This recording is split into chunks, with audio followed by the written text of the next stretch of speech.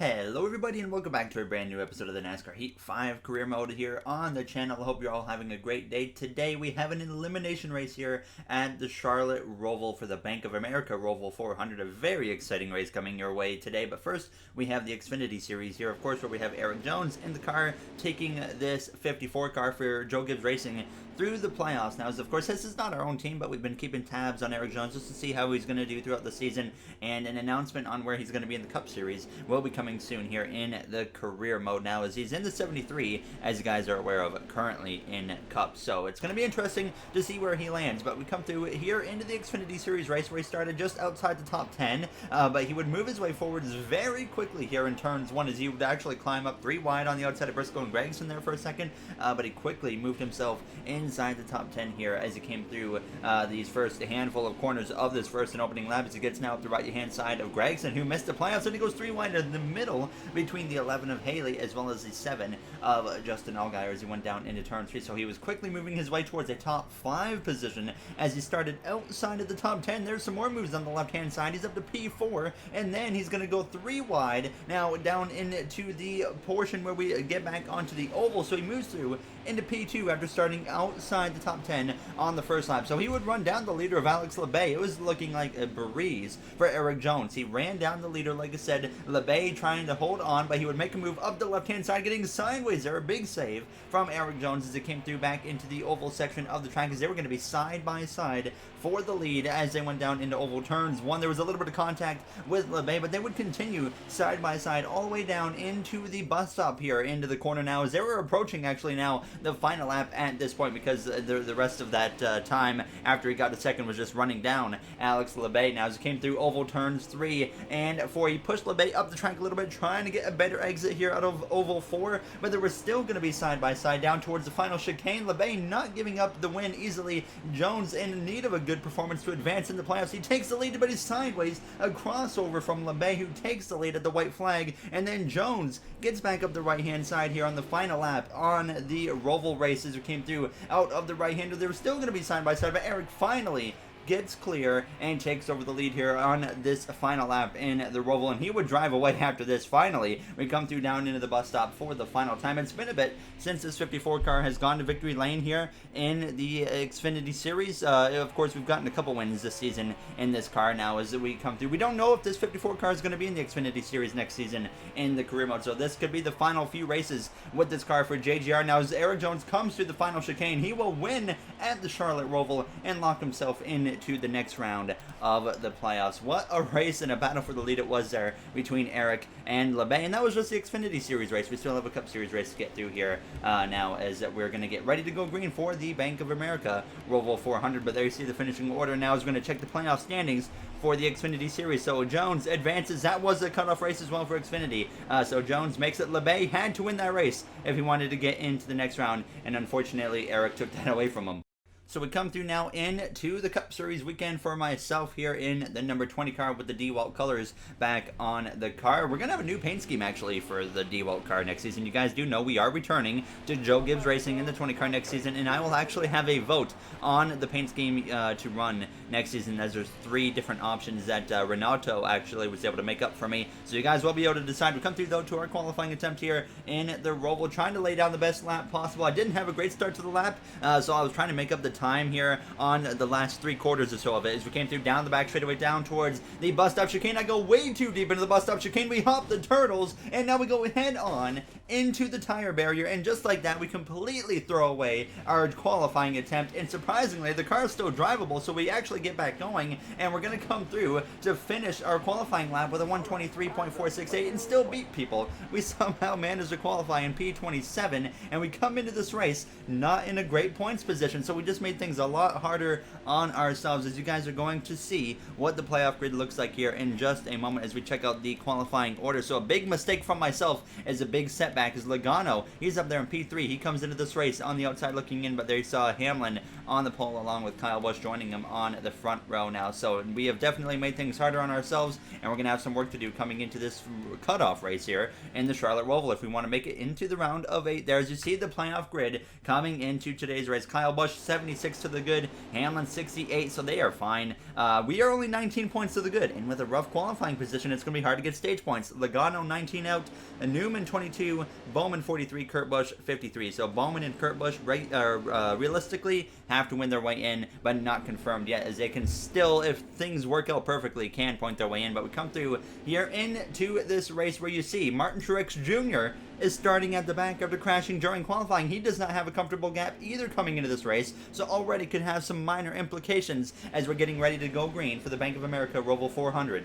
So definitely a few concerns as we're getting ready to take the green flag for myself as well as Martin Truex Jr. Now as the green flag is up, the final race of the round of 12 is underway. 8 drivers will remain at the end of this episode in the fight for the championship. Denny Hamlin, Kyle Busch pretty much confirmed in. If they get stage points here, they will definitely be locked in on points.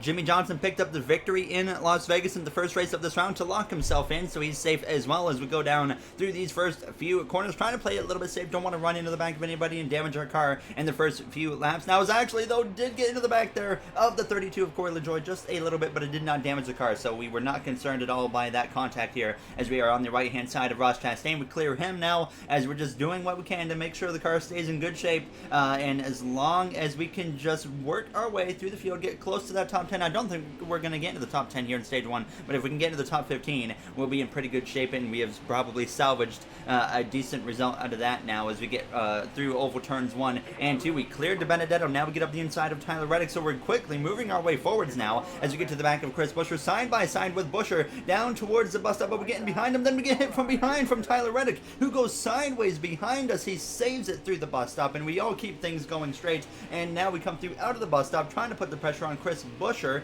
as they're side by side up in front of us between Chad Fincham, the Daytona 500 winner, as well as Brad Keselowski there, who kind of fades a little bit. He's trying to make it into the round of 8, is just like we are here as we're going to go down into the chicane side by side with the 17 of Chris Buescher. A little bit of contact there made, but we all keep it going. They're a little bit physical here on this first and opening lap, but that kind of is expected at a track like the Charlotte Roval now as we come through down into turns 1. We sent it up the inside of Christopher Bell, a little bit of contact with him as well, and thankfully we get past them. Now as they're going to be still side by side between Fincham and Keselowski, we take it 3 wide into the corner, and we actually chop down on Keselowski. Sideways he goes, but he saves it now as we come through into the top 20 now, as they're going to be side by side between Custer and Dillon, as I'm going to make it 3 wide again. I'm not holding back here, as we know we need to get as many points as we can, so we got to be as aggressive as we can. We clear the 41 of Custer, so now into P19 behind the 3 of Austin Dillon as we sneak up the inside of him, get up into P18, and you see a whole big group of cars right there in front of us with Jimmy Johnson involved,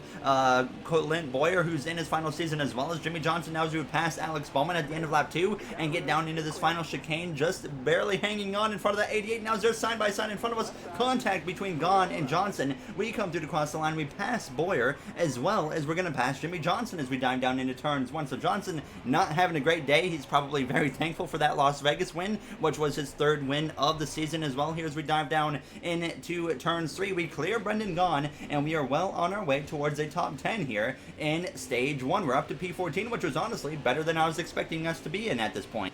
I really like the car, guys. So far, we definitely have a fighting chance here. So there you hear the radio transmission from myself, but right there up ahead with 2 to go in stage 1, you saw some contact with the 47 of Ricky Stenhouse Jr.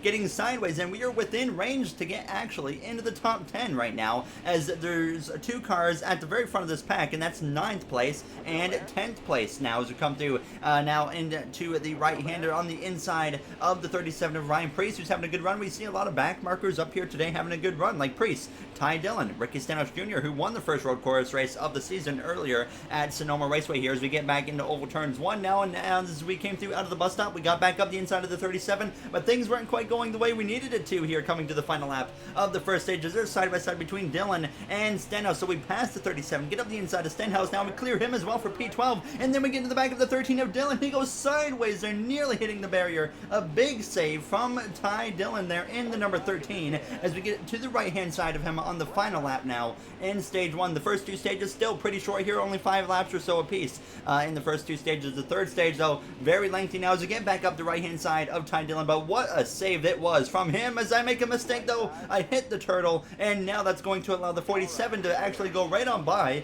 and we drop back down to P13. Harvick and Kurt Busch battling it out for 9th and 10th now as we dive down into the right-handers. There's contact between them. Some wild racing here in this first and opening stage. It's been a very physical stage, not for myself, but for other drivers, as we're going to go 3 wide up the inside between Harvick and Ty Dillon here on this final lap in stage 1, as we're going to be able to pass the 4 of Harvick, actually go back down on the apron just to make sure we all have room, and we come out in front of the 4 and the 47 there as we try to run down Ty Dillon, who is holding on to that 10th position. Every point matters, like I've been saying this whole round of the playoffs, and we need that point if we can get it as we come through the bus stop. A very good bus stop. We close in a little bit closer to the back of the 13 of Ty Dillon as we go down into oval 3 and 4 now, as Kurt Busch is holding on easily to P9. He is not under any pressure right now as we come through down into the final chicane on this final lap in stage 1. We get through here very good, nearly hitting the barrier to the outside of the 13, but we do not get that final spot there for a stage point. So it's P11,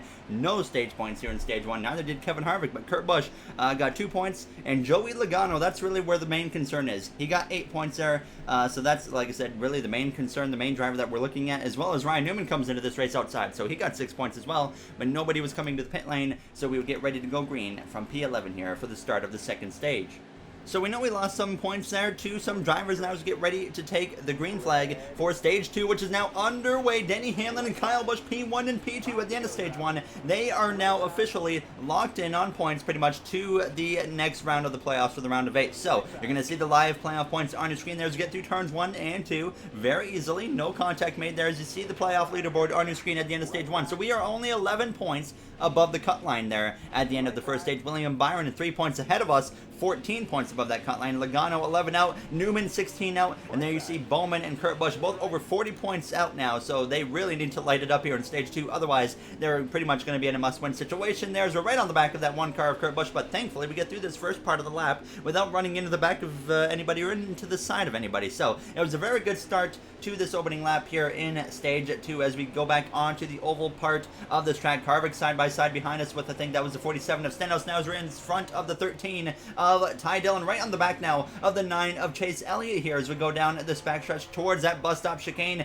Ty Dillon right on my back bumper, putting a little pressure. I go a little bit too deep into the corner. We get into the back of the 9. The 13 gets into the side of me. He goes into the barrier, hits me again on the exit, and he's sideways. That's our second incident today with Ty Dillon, but everybody once again keeps going now as Stenhouse somehow got to the right-hand side of me in that whole disaster, but we are now holding on to P10, having to focus forward now as we go down into the final chicane. Stenhouse goes up my right-hand side, and we completely chop him off, spin him out now as the green flag stays out, as I should mention that we had relaxed cautions on coming into this race, and that shows right there the difference now, as that would have been a yellow flag for sure if strict cautions were on, but he sent it up my right-hand side, and I don't know why, because I was already kind of making my turn, and we turned him, so I mean, I honestly didn't really feel bad about it now, as he would clear Chase Elliott out of the right-hander to now move up into P8. Then we would run down Daniel Suarez here as we came through oval turns 2 on the second lap of the stage, and we would blow right by him. Actually, I get to the outside wall there. I was carrying so much momentum, so we're not going to clear him now, as we're going to be side by side into the chicane now as we nearly make contact, but I couldn't quite make it work,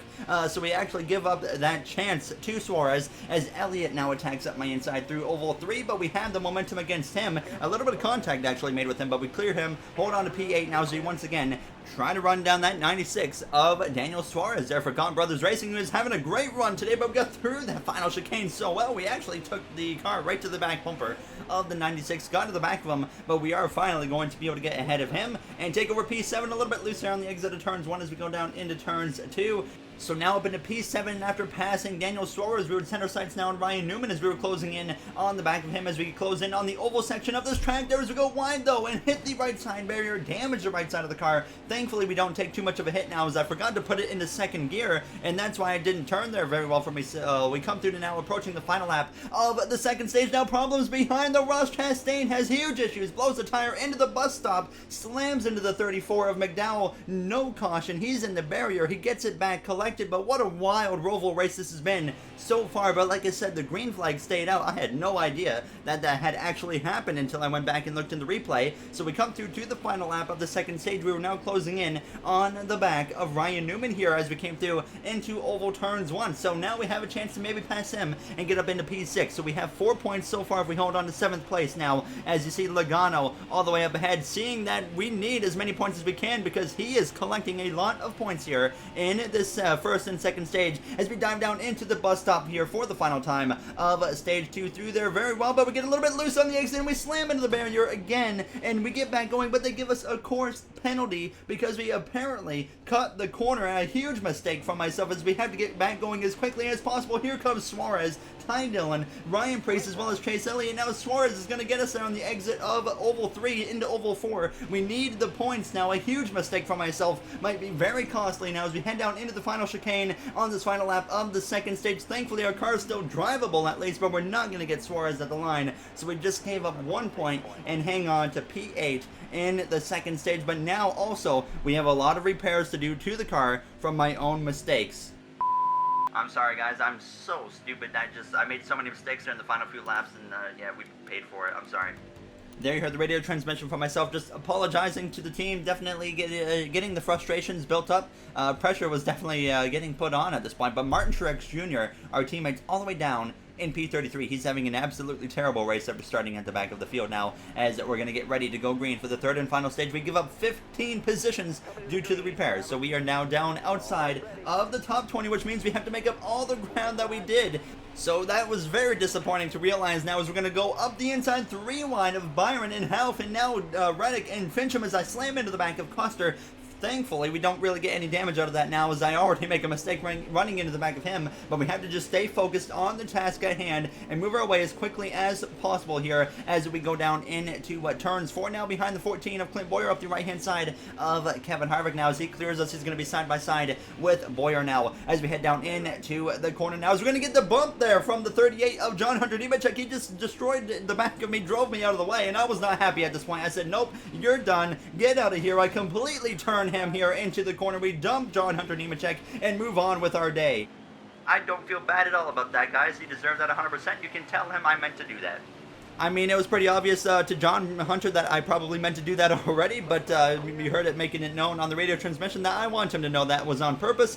But tempers starting to flare here in this third and final stages. Frustrations and the pressure builds. There's smoke up ahead. There's cars going all over the place through the bus stop chicane now as you see the playoff grid. We are only 6 points above the cut line going into this final stage, and at this very moment we are actually on the outside compared to Joey Logano, but I think we are ahead of William Byron, so we're still inside that cut line right now just because we're beating William Byron. So my whole mentality changed at this point. It's now just beat the 24 car there as we're going to get very aggressive still, getting up the inside of Boyer. We still just want to get as many points as we can because who knows what's going to happen here. This has been a wild race in the Charlotte Roval, and we're just trying to make sure we can get whatever we can get out of it now as we close in back on that oval section of the track. Hamlin has dominated here in the Charlotte Roval as we're 3 wide up the inside between Kurt Busch as well as Clint Boyer. We're going to get ahead of them both, and now we're starting to finally close back in on a top 10 position and trying to make up all that ground that we lost due to those repairs at the end of the second stage now. So the next goal was to run down the 62 of Brendan Gaughan. We ran him down with no problems at all. We came through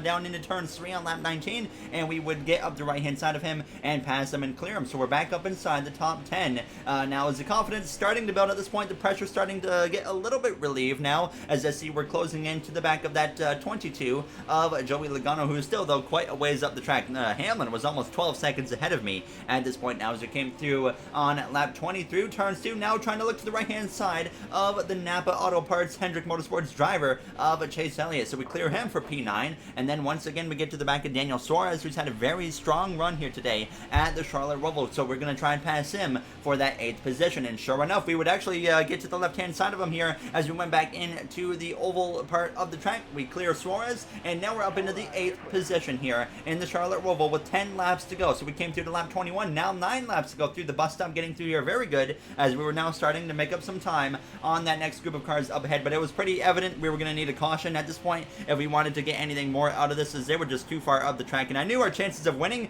were gone, and surprisingly, we're going to go this whole season without a road course win, which was surprising to me now with 7 laps to go here as we went down into turns 1, continuing to close the gap to the next group of cars now as we came through, just knowing at this point we just got to make sure we bring it home, and we should make it into the next round. Now as the caution comes out with 7 laps to go here on the Charlotte Roval, and it's for the 9 car of Chase Elliott, who will be done for the day. I could not find exactly what happened to him in the replay mode, but either a tire failure or a mechanical issue has taken him out of this race. Truex still down in 32nd place. He is in the danger zone of maybe getting eliminated, being one of the dominant drivers this season now, as we're going to take no tires going into the pit stop now, as we're going to see, though, what's coming in the next episode here of the career mode Kansas for the round of 8 now, as you see, of course, Texas and Martinsville coming after those races here as we get ready to go green for the final restart here of the Bank of America Roval 400 now. So very nervous going into this one. I just knew that we could not run into any trouble, and we gained 1 spot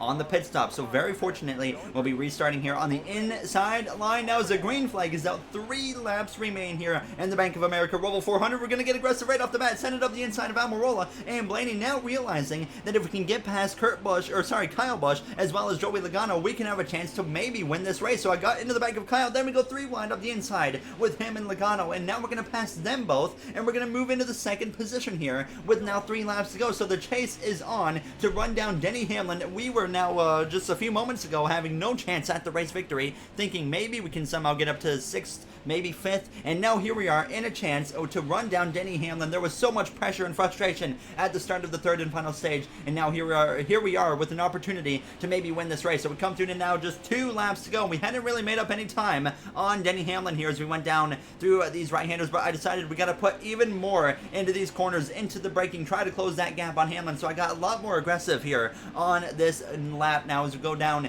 through the oval portion. Once again, we are driven completely away from 3rd place of Joey Logano, and I know if I bring it home in 2nd place, we will make it to the round of 8. At the start of the stage, it looked like we might be in some trouble, but here we are heading down into oval turn 3. We haven't even had a top 10 in this round yet after Las Vegas or Talladega, so it's really a surprise that we're in such good shape now as we go down into the final chicane. Hamlin still quite a ways ahead, but I get through the final chicane really well there as we hop the turtles. We close the gap. Now the final lap here is underway as we have a chance to run down Hamlin. The hunt is on as we come through out of turns 1 down into turns 2. We are pretty evidently closing the gap to the back of our teammate. Not afraid to rough him up at this point. He's locked in on points, and we continue to inch in closer and closer to the back of Denny Hamlin now as we just cannot have no mistakes on this final lap, and we'll have a chance to maybe put the bumper to the back of the 11 of Denny Hamlin here. As I don't want to completely take him out, but I want to win this race really bad to get a road course victory now as we come through. We've been strong on the road courses, but we just haven't been able to win. We came up short to Jimmy Johnson now as we came through sideways there heading into the oval section, and there it might have been as Hamlin is able to get now a comfortable gap to myself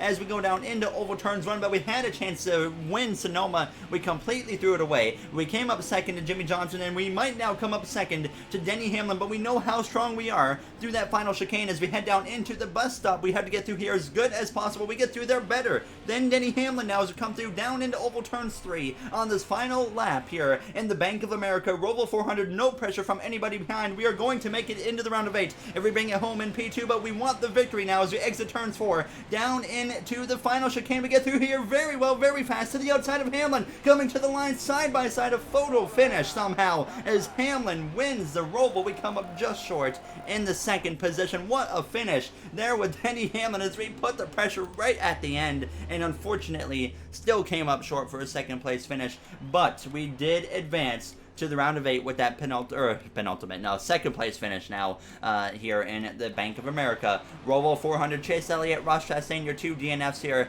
in the Roval. Unfortunate for them, and we're going to see the playoff grid. Martin Truex Jr. got eliminated. One of the dominant drivers this season is out, and that really helped us, of course, as Logano makes it. Byron even makes it now, as we're going to go, though, into a post-race interview here with Jay Cook. What a finish, Gary. You had multiple issues during the race, but you managed to fight your way through the field to finish 2nd and advance to the round of 8.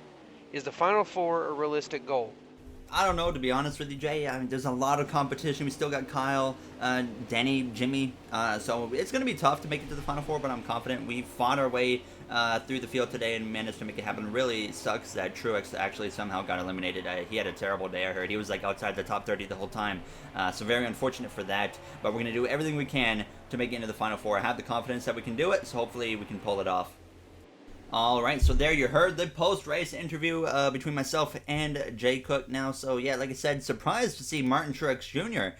get eliminated from the playoffs. He came into the third and final stage, 14 points above the cut line. But he, of course, has had such a bad race starting at the back of the field. And these AI drivers have such a hard time making passes that Truex really was doomed from the start of that race. And very unfortunate that that happened to him. But, I mean, on the bright side, unfortunately, of course, he's a teammate. But, like I said, the bright side is that takes a huge competitor out for us there. As you see, the Xfinity Series playoffs. So, Eric Jones, of course, is going to be in the 54 car. He is above the cut line, 3 points to the good to try and make that Final Four now, as we're going to check out the Cup Series grid. Because obviously that's the main thing we're wondering about. As you see, actually, Eric Jones 3 points above the cut line on the Truck Series side as well. But we are actually somehow in the Final Four right now because of Truex being eliminated. But we are actually tied for that last spot with Brad Keselowski.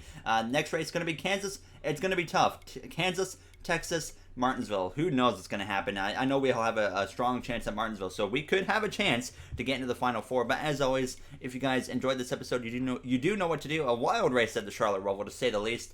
Some tempers flared with John Hunter Nemechek, and we had a photo finish. It was a great race, and hopefully we can make it into the Final Four. But we'll start that off in Kansas. I'll see you guys in the next one. Have a great day, everybody.